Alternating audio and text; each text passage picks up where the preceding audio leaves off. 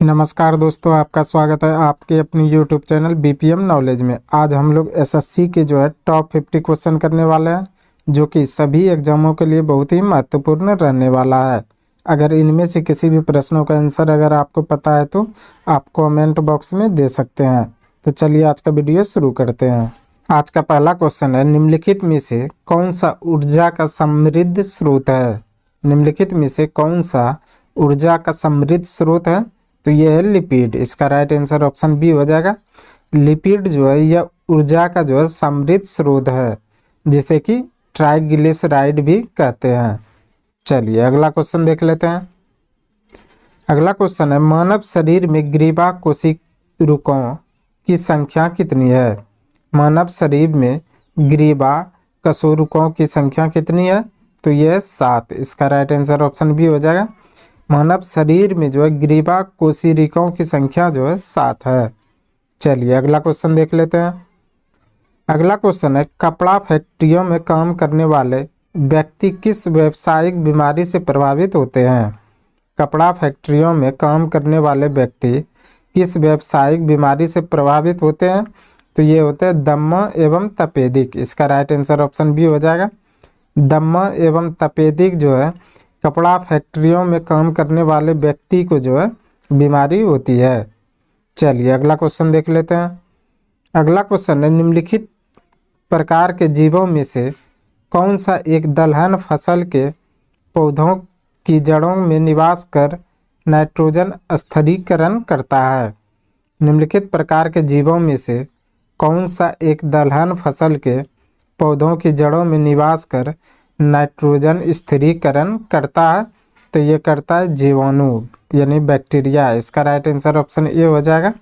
जीवाणु यह दलहन फसल के पौधे के जड़ों में निवास करके नाइट्रोजन स्थिरीकरण करता है। चलिए अगला क्वेश्चन देख लेते हैं। अगला क्वेश्चन है, कंप्यूटर में मौजूद एक इंटरफेस है जिससे आप किसी डिवाइस को कनेक्ट कर सकते हैं। कंप्यूटर में मौजूद एक इंटरफेस है जिससे आप किसी डिवाइस को कनेक्ट कर सकते हैं। तो ये पोर्ट। इसका राइट आंसर ऑप्शन सी हो जाए। पोर्ट के द्वारा कंप्यूटर में मौजूद किसी भी डिवाइस को कनेक्ट कर सकते हैं। चलिए अगला क्वेश्चन देख लेते हैं। अगला क्वेश्चन है, धान के खेती से निम्नलिखित में से कौन सी गैस सर्वाधिक मात्रा में निकलती है? धान के खेतों से निम्नलिखित में से कौन सी गैस सर्वाधिक मात्रा में निकलती है? तो ये निकलती है मीथेन गैस। इसका राइट आंसर ऑप्शन बी हो जाएगा। मीथेन गैस यह धान की खेतों में से सर्वाधिक मात्रा में निकलती है। चलिए अगला क्वेश्चन देख लेते हैं। अगला क्वेश्चन है, कोबाल्ट ऑक्साइड कांच को कौन सा रंग प्रदान करता है? कोबाल्ट ऑक्साइड कांच को कौन सा रंग प्रदान करता है? तो ये करता है गहरा नीला रंग। इसका राइट आंसर ऑप्शन सी हो जाएगा। गहरा नीला रंग कोबाल्ट ऑक्साइड कांच को रंग प्रदान करता है। चलिए अगला क्वेश्चन देख लेते हैं। अगला क्वेश्चन है, ग्लूकोज से एथिल अल्कोहल बनाने में किस उत्प्रेरक का प्रयोग किया जाता है? ग्लूकोज से एथिल अल्कोहल बनाने में किस उत्प्रेरक का प्रयोग किया जाता है? तो ये जाइमेज का। इसका राइट आंसर ऑप्शन ए हो जाएगा। जाइमेज का प्रयोग ग्लूकोज से एथिल अल्कोहल बनाने में प्रयोग किया जाता है। चलिए अगला क्वेश्चन देख लेते हैं। अगला क्वेश्चन है, क्रायोलाइट किस धातु का अयस्क है? क्रायोलाइट किस धातु का अयस्क है? तो यह है एल्युमिनियम का। इसका राइट आंसर ऑप्शन डी हो जाएगा। एल्युमिनियम का अयस्क क्रायोलाइट है। चलिए अगला क्वेश्चन देख लेते हैं।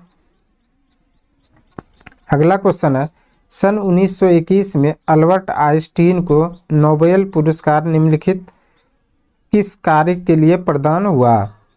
सन 1921 में अल्बर्ट आइंस्टीन को नोबेल पुरस्कार निम्नलिखित में से किस कार्य के लिए प्राप्त हुआ था? तो ये हुआ था प्रकाश विद्युत प्रभाव की क्वांटम सिद्धांत से व्याख्या करने के लिए। इसका राइट आंसर ऑप्शन सी हो जाएगा। प्रकाश विद्युत प्रभाव की क्वांटम सिद्धांत से व्याख्या करने के लिए 1921 में अल्बर्ट आइंस्टीन को नोबेल पुरस्कार दिया गया। चलिए अगला क्वेश्चन देख लेते हैं। अगला क्वेश्चन है, कोशिकाओं के आर पार गैसों के संचलन की प्रक्रिया को क्या कहा जाता है? कोशिकाओं के आर पार गैसों के संचलन की प्रक्रिया को क्या कहा जाता है? तो ये कहा जाता है विसरण। इसका राइट आंसर ऑप्शन सी हो जाएगा। विसरण जो है कोशिकाओं को आर पार गैसों की संरचना की प्रक्रिया को कहा जाता है। चलिए अगला क्वेश्चन देख लेते हैं। अगला क्वेश्चन है, निम्न में से कौन सा वसा पाइसीकरण के लिए जिम्मेदार है? निम्न में से कौन सा वसा पाइसीकरण के लिए जिम्मेदार है? तो यह पित्त। इसका राइट आंसर ऑप्शन डी हो जाएगा। पित्त जो है यह वसा के पाइसीकरण के लिए जिम्मेदार है। चलिए अगला क्वेश्चन देख लेते हैं। अगला क्वेश्चन है, ओगोकैल्सिफेरॉल किस विटामिन का रासायनिक नाम है? ओगोकैल्सिफेरॉल किस विटामिन का रासायनिक नाम है? तो यह विटामिन D2 का। इसका राइट आंसर ऑप्शन बी हो जाएगा। विटामिन D2 का जो है ओगोकैल्सिफेरॉल जो है रासायनिक नाम है। चलिए अगला क्वेश्चन देख लेते हैं। अगला क्वेश्चन है, मैग्नीशियम का संयोजी इलेक्ट्रॉन निम्नलिखित में से किस कक्ष में होता है? मैग्नीशियम का संयोजी इलेक्ट्रॉन निम्नलिखित में से किस कक्ष में होता है? तो ये होता है एम कक्ष में। इसका राइट आंसर ऑप्शन ए हो जाएगा। एम कक्ष में जो है मैग्नीशियम का संयोजी इलेक्ट्रॉन होता है। चलिए अगला क्वेश्चन देख लेते हैं। अगला क्वेश्चन है, द्रवित ब्यूटेन एवं आइसोब्यूटेन का मिश्रण क्या कहलाता है? द्रवित ब्यूटेन एवं आइसोब्यूटेन का मिश्रण क्या कहलाता है? तो यह कहलाता है LPG। इसका राइट आंसर ऑप्शन सी हो जाएगा। LPG गैस जो है द्रवित ब्यूटेन एवं आइसोब्यूटेन का मिश्रण को जो है कहा जाता है। चलिए अगला क्वेश्चन देख लेते हैं। अगला क्वेश्चन है, क्लोरामाइसीटीन का प्रयोग किस रोग के उपचार के लिए किया जाता है? क्लोरामाइसीटीन का प्रयोग किस रोग के उपचार के लिए किया जाता है? तो ये किया जाता है टाइफाइड के उपचार के लिए। इसका राइट आंसर ऑप्शन बी हो जाएगा। टाइफाइड बीमारी के लिए जो है क्लोरोमाइसीटीन का जो है प्रयोग किया जाता है। चलिए अगला क्वेश्चन देख लेते हैं। अगला क्वेश्चन है, मनुष्य के शरीर के किस भाग में इंसुलिन का स्रावन होता है? मनुष्य के शरीर के किस भाग से इंसुलिन का स्रावन होता है? तो ये अग्नाशय से। इसका राइट आंसर ऑप्शन ए हो जाएगा। अग्नाशय से जो है मनुष्य के शरीर से जो है इंसुलिन का स्राव होता है। चलिए अगला क्वेश्चन देख लेते हैं। अगला क्वेश्चन है, प्लेग्रा नामक रोग किस विटामिन की कमी से होता है? प्लेग्रा नामक रोग किस विटामिन की कमी से होता है? तो ये होता है विटामिन B3 की कमी से। इसका राइट आंसर ऑप्शन सी हो जाएगा। विटामिन B3 की कमी से जो है प्लेग्रा नामक रोग जो है होता है। चलिए अगला क्वेश्चन देख लेते हैं। अगला क्वेश्चन है, पशुओं का फुट एंड माउथ नामक रोग किसके कारण होता है? पशुओं का फुट एंड माउथ नामक रोग किसके कारण होता है? तो ये होता है विषाणु के कारण। इसका राइट आंसर ऑप्शन बी हो जाएगा। विषाणु के कारण जो है पशुओं का फुट एंड माउथ रोग होता है। चलिए अगला क्वेश्चन देख लेते हैं। अगला क्वेश्चन है, निम्न में से कौन से स्वतंत्रता सेनानी ने जेल की दीवारों पर महाकाव्य कमला लिखा था? निम्न में से कौन से स्वतंत्रता सेनानी ने जेल के दीवारों पर महाकाव्य कमला लिखा था? तो ये लिखा था VD सावरकर ने। इसका राइट आंसर ऑप्शन सी हो जाएगा। VD सावरकर ने जो है जेल में जो है जेल की दीवारों पर जो है महाकाव्य कमला लिखा था। चलिए अगला क्वेश्चन देख लेते हैं। अगला क्वेश्चन है, निम्नलिखित में से सबसे पुराना किला कौन सा है? निम्नलिखित में से सबसे पुराना किला कौन सा है? तो यह अजंता और एलोरा की गुफाएं जो कि महाराष्ट्र में है। तो इसका राइट आंसर ऑप्शन डी हो जाएगा। अजंता एवं एलोरा की गुफाएं जो है यह सबसे पुराना किला है।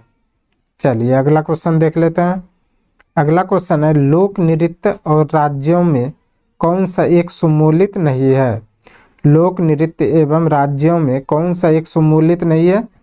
तो ये झूमर नहीं है। झूमर हरियाणा का नहीं है, बल्कि झूमर जो है बिहार झारखंड का है। तो इसका राइट आंसर ऑप्शन ए हो जाएगा। झूमर जो है यह हरियाणा का लोक नृत्य नहीं है। चलिए अगला क्वेश्चन देख लेते हैं।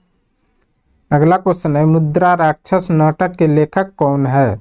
मुद्रा राक्षस नाटक के लेखक कौन है? तो तो ये विशाख दत्त, इसका राइट आंसर ऑप्शन डी हो जाएगा। विशाख दत्त जो है ये मुद्रा राक्षस नामक के लेखक हैं। चलिए अगला क्वेश्चन देख लेते हैं। अगला क्वेश्चन है संयुक्त राष्ट्र सुरक्षा परिषद के अस्थायी सदस्यों की संख्या कितनी है? संयुक्त राष्ट्र सुरक्षा परिषद के अस्थायी सदस्यों की संख्या कितनी है? तो ये है 5। इसका राइट आंसर ऑप्शन ए हो जाएगा। 5 जो है यह संयुक्त राष्ट्र सुरक्षा परिषद के अस्थायी सदस्यों की संख्या है। चलिए अगला क्वेश्चन देख लेते हैं। अगला क्वेश्चन है हीराकुंड बांध कहाँ स्थित है? हीराकुंड बांध कहाँ स्थित है? तो ये है उड़ीसा में। इसका राइट आंसर ऑप्शन सी हो जाएगा। उड़ीसा में जो है हीराकुंड बांध स्थित है। चलिए अगला क्वेश्चन देख लेते हैं। अगला क्वेश्चन है नॉर्वे में अर्धरात्रि के समय सूर्य कब दिखाई देता है? नॉर्वे में अर्धरात्रि के समय सूर्य कब दिखाई देता है? तो ये 21 जून को। इसका राइट आंसर ऑप्शन ए हो जाएगा। 21 जून को जो है नॉर्वे में अर्धरात्रि के समय सूर्य दिखाई देता है। चलिए अगला क्वेश्चन देख लेते हैं। अगला क्वेश्चन है भारत में पहली पंचवर्षीय योजना का आधार क्या था? भारत में पहली पंचवर्षीय योजना का आधार क्या था? तो ये था हैरोल्ड डोमर मॉडल। इसका राइट आंसर ऑप्शन ए हो जाएगा। हैरोल्ड डोमर मॉडल के आधार पर जो है भारत में पहली पंचवर्षीय योजना का आधार रखा गया था। चलिए अगला क्वेश्चन देख लेते हैं। अगला क्वेश्चन है फाहियान भारत में किसके शासनकाल में आया था? फाहियान भारत में किसके शासनकाल में आया था? तो यह आया था चंद्रगुप्त द्वितीय के शासनकाल में। इसका राइट आंसर ऑप्शन सी हो जाएगा। चंद्रगुप्त द्वितीय के शासनकाल में जो है फाहियान भारत आया था। चलिए अगला क्वेश्चन देख लेते हैं। अगला क्वेश्चन है शांति वन किससे संबंधित है? शांति वन किससे संबंधित है? तो यह जवाहरलाल नेहरू से। इसका राइट आंसर ऑप्शन सी हो जाएगा। जवाहरलाल नेहरू से जो है शांति वन संबंधित है। चलिए अगला क्वेश्चन देख लेते हैं। अगला क्वेश्चन है झेलम नदी का उद्गम स्थल कहाँ है? झेलम नदी का उद्गम स्थल कहाँ है? तो यह बेरी नाग है। इसका राइट आंसर ऑप्शन बी हो जाएगा। बेरी नाग में जो है झेलम नदी का उद्गम स्थल है। चलिए अगला क्वेश्चन देख लेते हैं। अगला क्वेश्चन है सीमा सुरक्षा बल यानी बीएसएफ का गठन कब हुआ था? सीमा सुरक्षा बल यानी बीएसएफ का गठन कब हुआ था? तो ये हुआ था 1965 ईस्वी में। इसका राइट आंसर ऑप्शन सी हो जाएगा। 1965 ईस्वी में जो है सीमा सुरक्षा बल का जो है गठन हुआ था। चलिए अगला क्वेश्चन देख लेते हैं। अगला क्वेश्चन है भारत में मसालों का प्रदेश किस राज्य को कहते हैं? भारत में मसालों का प्रदेश किस राज्य को कहते हैं? तो ये कहते हैं केरल को। इसका राइट आंसर ऑप्शन सी हो जाएगा। केरल को जो है भारत में मसालों का जो है प्रदेश कहते हैं। चलिए अगला क्वेश्चन देख लेते हैं। अगला क्वेश्चन है गोवा की मुक्ति कब हुई थी? गोवा की मुक्ति कब हुई थी? तो ये हुई थी 1961 में। इसका राइट आंसर ऑप्शन ए हो जाएगा। 1961 ईस्वी में जो है गोवा की मुक्ति हुई थी, यानी कि गोवा आज़ाद हुआ था। चलिए अगला क्वेश्चन देख लेते हैं। अगला क्वेश्चन है कालाहारी मरुस्थल कहाँ स्थित है? कालाहारी मरुस्थल कहाँ स्थित है? तो यह है अफ्रीका में। इसका राइट आंसर ऑप्शन सी हो जाएगा। अफ्रीका में जो है कालाहारी मरुस्थल स्थित है। चलिए अगला क्वेश्चन देख लेते हैं। अगला क्वेश्चन है शंकराचार्य ने किस स्थान पर मठ स्थापित नहीं किया? शंकराचार्य ने किस स्थान पर मठ स्थापित नहीं किया? तो ये मथुरा में। इसका राइट आंसर ऑप्शन ए हो जाएगा। मथुरा में जो है शंकराचार्य ने जो है मठ स्थापित नहीं किया था। चलिए अगला क्वेश्चन देख लेते हैं। अगला क्वेश्चन है कबीर किसके शिष्य थे? कबीर किसके शिष्य थे? तो ये थे स्वामी रामानंद के। इसका राइट आंसर ऑप्शन डी हो जाएगा। स्वामी रामानंद के जो है शिष्य कौन थे? कबीर। चलिए अगला क्वेश्चन देख लेते हैं। अगला क्वेश्चन है कपास की खेती के लिए सर्वाधिक उपयुक्त मिट्टी होती है? कपास की खेती के लिए सर्वाधिक उपयुक्त मिट्टी होती है, तो ये होती है काली मिट्टी। इसका राइट आंसर ऑप्शन ए हो जाएगा। काली मिट्टी जो है कपास की खेती के लिए सर्वाधिक उपयुक्त मिट्टी होती है। चलिए अगला क्वेश्चन देख लेते हैं। अगला क्वेश्चन है अंतरा किस देश की समाचार एजेंसी है? अंतरा किस देश की समाचार एजेंसी है? तो ये इंडोनेशिया की। इसका राइट आंसर ऑप्शन डी हो जाएगा। इंडोनेशिया की जो है अंतरा जो है समाचार एजेंसी है। चलिए अगला क्वेश्चन देख लेते हैं।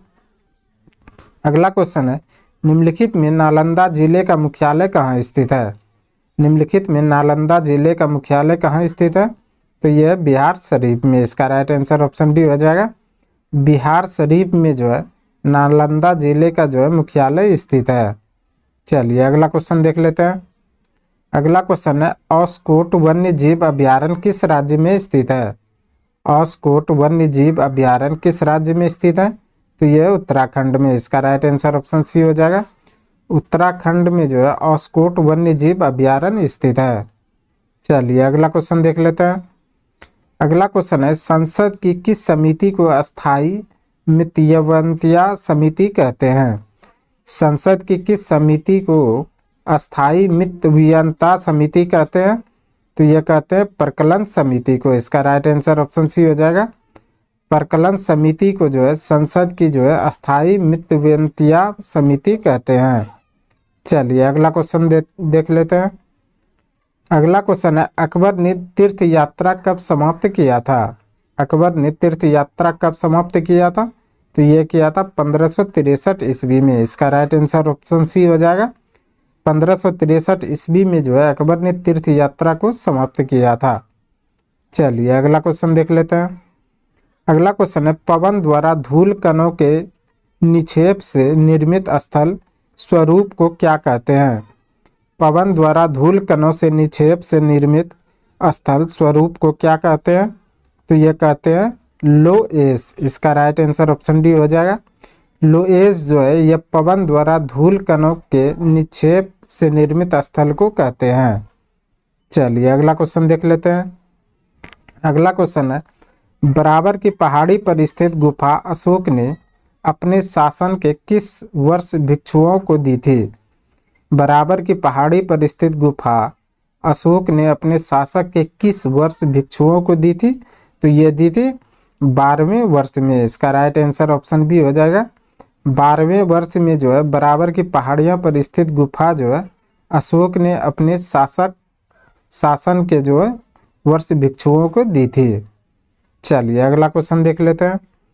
अगला क्वेश्चन है, द्वितीय जैन संगीति 512 ईस्वी में वल्लभी में हुआ था, जिसके अध्यक्ष कौन थे?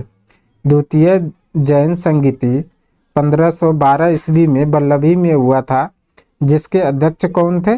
तो ये थे देवर्षि क्षमा सरवन। इसका राइट आंसर ऑप्शन ए हो जाएगा। देवर्षि क्षमा सरवन जो है यह द्वितीय जैन संगीति 512 में वल्लभी में हुआ था, उसका अध्यक्ष था। चलिए अगला क्वेश्चन देख लेते हैं। अगला क्वेश्चन है, लॉर्ड कॉर्नवालिस ने 1793 ईस्वी में इस्तमरारी बंदोबस्त प्रथा कहाँ प्रारंभ की थी? लॉर्ड कॉर्नवालिस ने 1793 ईस्वी में इस्तमरारी बंदोबस्त प्रथा कहाँ प्रारंभ की थी? तो ये की थी बिहार में। इसका राइट आंसर ऑप्शन डी हो जाएगा। बिहार में जो लॉर्ड कॉर्नवालिस ने 1793 में इस्तमरी बंदोबस्त प्रथा जो है प्रारंभ की थी। चलिए अगला क्वेश्चन देख लेते हैं। अगला क्वेश्चन है, अर्थशास्त्र में वह ऋण जिसकी वसूली संदिग्ध हो अथवा संभव नहीं हो क्या कहलाती है? अर्थशास्त्र में वह ऋण जिसकी वसूली संदिग्ध हो अथवा संभव नहीं हो क्या कहलाती है? तो ये कहलाती है बैड डेट। इसका राइट आंसर ऑप्शन ए हो जाएगा। बैड डेट जो है अर्थशास्त्र में वह ऋण है जिसकी वसूली संदिग्ध हो और जो है वह संभव नहीं हो। चलिए अगला क्वेश्चन देख लेते हैं। अगला क्वेश्चन है, राष्ट्रीय विकास परिषद का गठन कब किया गया था? राष्ट्रीय विकास परिषद का गठन कब किया गया था? तो यह किया गया था 6 अगस्त 1952 को। इसका राइट आंसर ऑप्शन डी हो जाएगा। 6 अगस्त 1952 को जो है राष्ट्रीय विकास परिषद का गठन किया गया था। चलिए अगला क्वेश्चन देख लेते हैं। अगला क्वेश्चन है, भारत का सर्वाधिक गहरा बंदरगाह कौन सा है? भारत का सर्वाधिक गहरा बंदरगाह कौन सा है? तो ये विशाखापट्टनम। इसका राइट आंसर ऑप्शन ये हो जाएगा। विशाखापट्टनम जो है भारत का सर्वाधिक गहरा बंदरगाह है। चलिए अगला क्वेश्चन देख लेते हैं। आज का अंतिम क्वेश्चन है, उत्तरी एवं दक्षिणी गोलार्ध में 35 डिग्री से 40 डिग्री अक्षांशों से 60 से 65 डिग्री अक्षांशों तक चलने वाली पवनें हैं। उत्तरी एवं दक्षिणी गोलार्ध में 35 से 40 डिग्री अक्षांशों से 60 से 65 डिग्री अक्षांशों तक चलने वाली पवनें हैं। तो यह है पछुआ पवनें। इसका राइट आंसर ऑप्शन ए हो जाएगा। पछुआ पवनें जो है उत्तरी एवं दक्षिणी गोलार्ध में 35 से 40 डिग्री अक्षांशों से 60 से 65 डिग्री अक्षांशों तक चलने वाली पवनें हैं। आज के लिए बस इतना ही। हमें उम्मीद है कि ये वीडियो आपको पसंद आया होगा। अगर पसंद आया तो प्लीज़ लाइक, कमेंट, शेयर और चैनल को सब्सक्राइब जरूर करें। धन्यवाद।